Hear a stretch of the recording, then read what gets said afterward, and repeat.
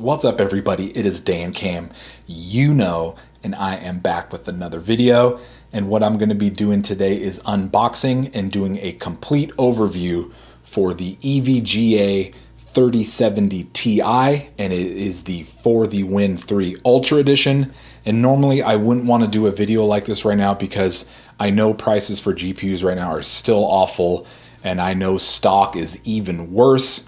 But for the past 5 to 6 months, I've been searching for a GPU by entering every Newegg shuffle and waiting on Discords for stock drops. And a couple weeks ago, I finally got lucky and I found this 3070 Ti in a bundle with a 5600X processor and an EVGA power supply, and luckily it all came out to MSRP when added together, so I jumped on it. So I just wanted to throw that out there that this video is not sponsored, and I put in the good fight to find this GPU, and I'm super excited, so just wanted to get that out there. But without further ado, let's go ahead and let's get into the unboxing.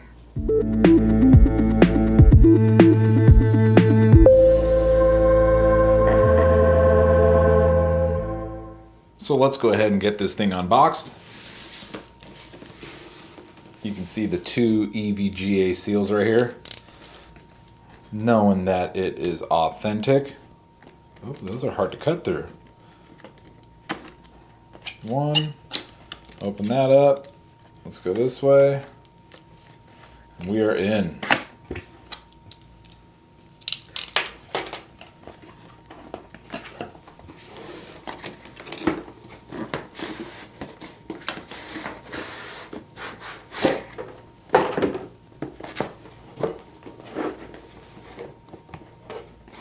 So how does this bad boy open up?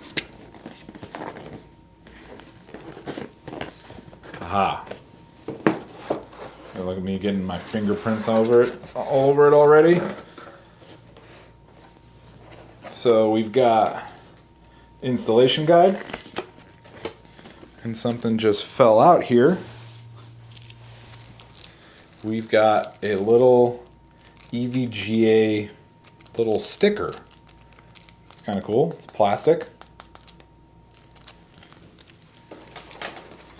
Let's go ahead and take this top one off. Now let's pull this bad boy out.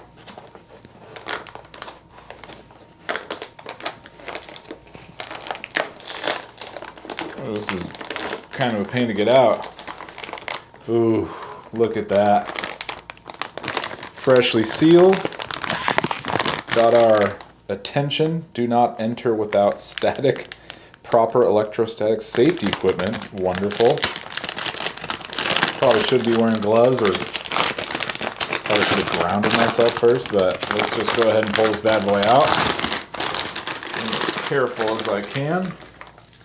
Ooh, look at that bad boy.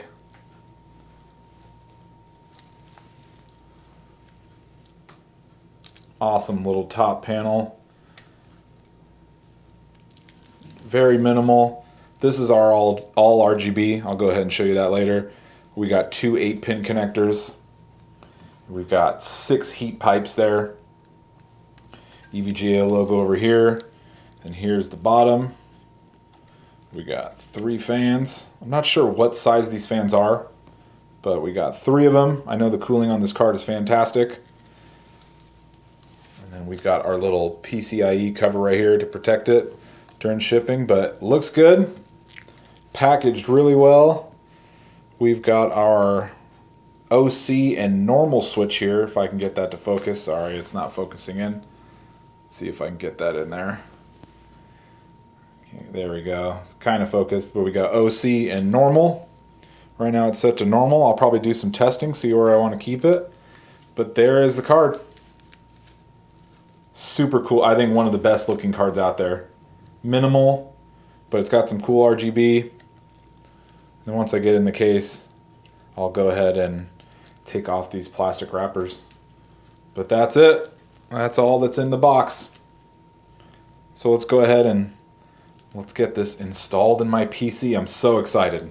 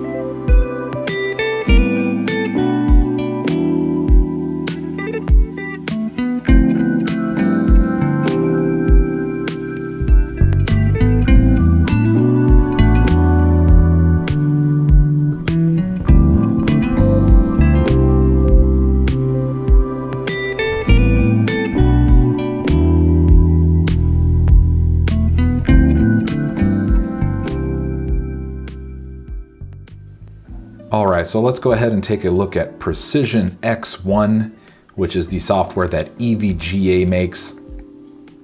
And I don't think I'm gonna fully go in depth on this program because there's a lot to go over, but just as kind of an overlook of this program, you can set everything from your GPU core clock and maximum voltage.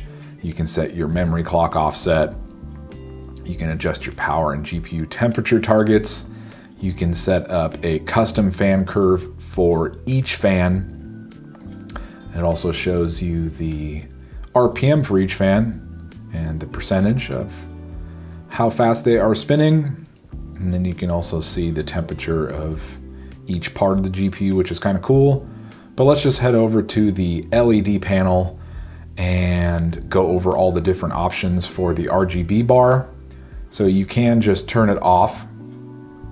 I usually leave mine on static to match my case lighting.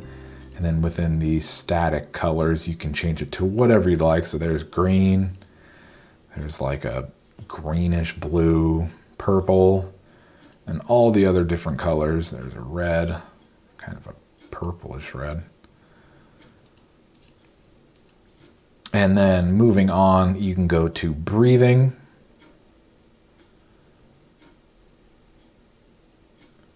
And then next we've got rainbow,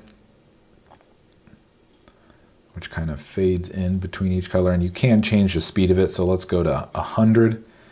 So you can see it's going super fast between each color, or you can go down to 0 and it will go really slow between each color.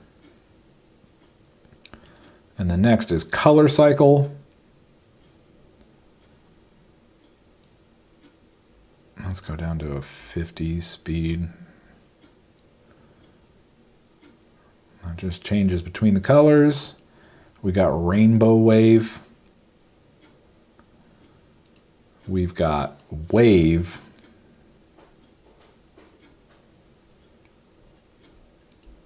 We've got star, which I'm not really sure exactly what it does, but it seems like it just lights up different parts of the bar. I don't know why someone would use this. I guess it's kind of cool, but it's kind of weird at the same time. I don't know why it's called star. Next, we've got color stack, which I think is pretty cool because it bounces from left to right and it changes color each time. So I think that's kind of cool. And then you can also set up temperature. So you can set up different temps. And right now I'm in the green, which is around 50 degrees Celsius, but you can set up to, when it gets up to 80 degrees Celsius, it'll actually turn red.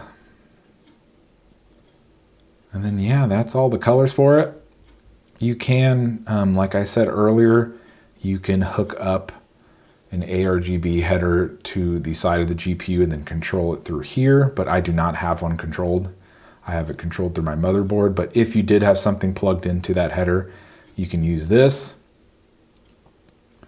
And then you can also monitor all of your hardware, all of your different vitals for your GPU. There's a power meter and then resizable bar, which I'm not going to get into in this video, but that basically covers it for all of the RGB options that I wanted to show. And as far as frames per second goes and temperature averages, I tested all of these games at 1440p and all ultra settings, and basically any setting that was available in the game, I put it to the absolute max. And all these games were tested on an AMD 5600X processor that's been overclocked to 4.5 gigahertz at 1.2 volts. And I'm using 32 gigabytes of RAM at 3600 megahertz. And I tried to test the most graphically intense games that I do have.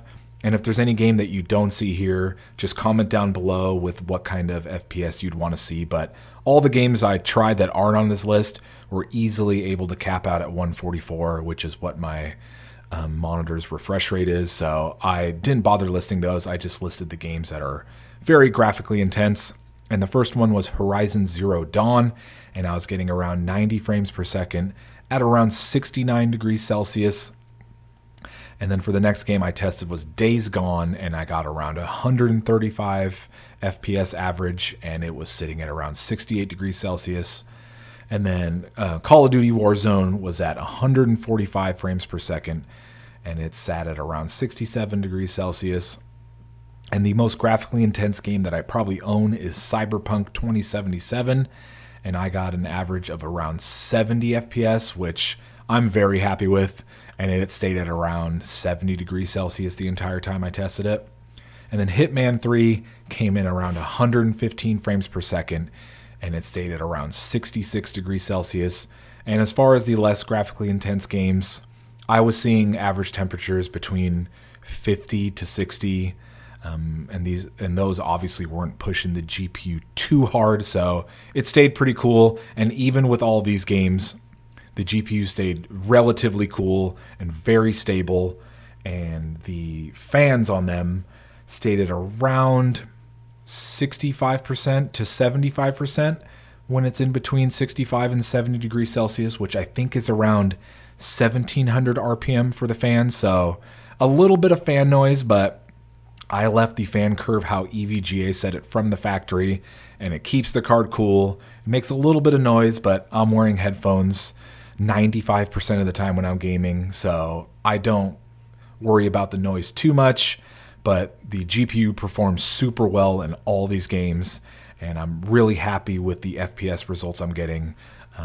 And like I said earlier, if you want to see any games that aren't listed on the screen, just comment down below, and I'll do my best to test those out and then comment down below with the results that I got. All right, guys, as far as my overall impression and review of the EVGA 3070 Ti FTW3 Ultra Edition, I'm going to have to go ahead and give it 2 big thumbs up. It's performed extremely well, and I'm very satisfied with the FPS that I was getting across all the games that I tried.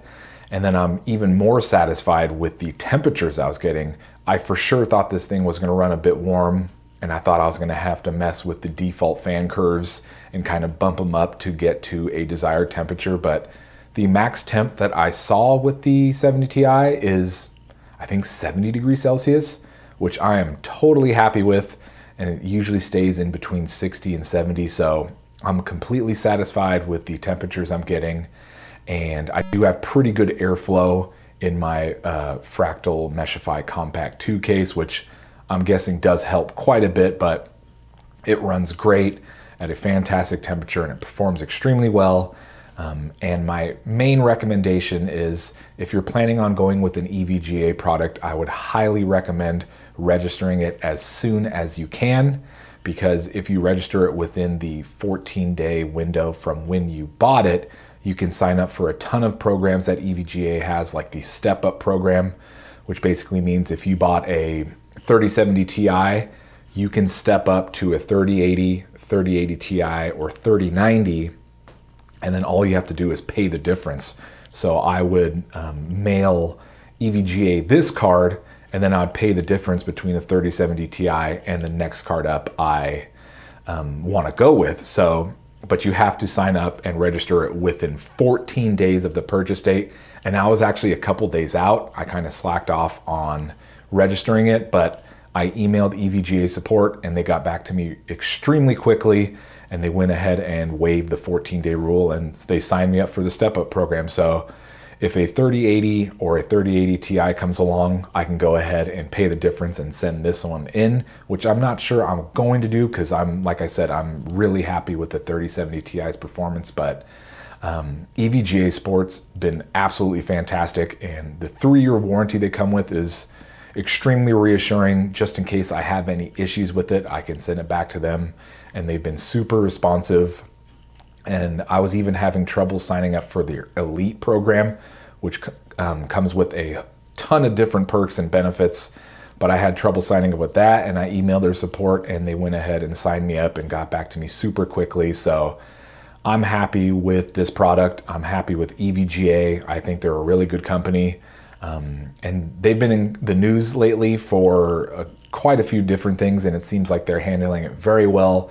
So as far as a whole, this company seems fantastic, and I'm really glad I found an EVGA bundle, because I would have considered basically anything at this point in time, but I'm really happy I ended up with this one as it's my favorite looking card. It performs super well, and EVGA just seems like a great company.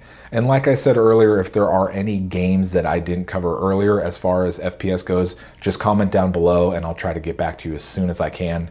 I may have to buy some of these games that you guys are requesting, but I'll go ahead and do that and test them out if you'd like. But that's gonna do it for today's video, guys. Thank you so much for watching. I hope it was informative.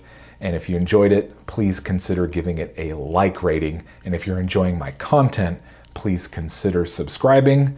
Well, thank you guys once again so much for watching. I'll see you guys in the next video, and I hope you all have a great day.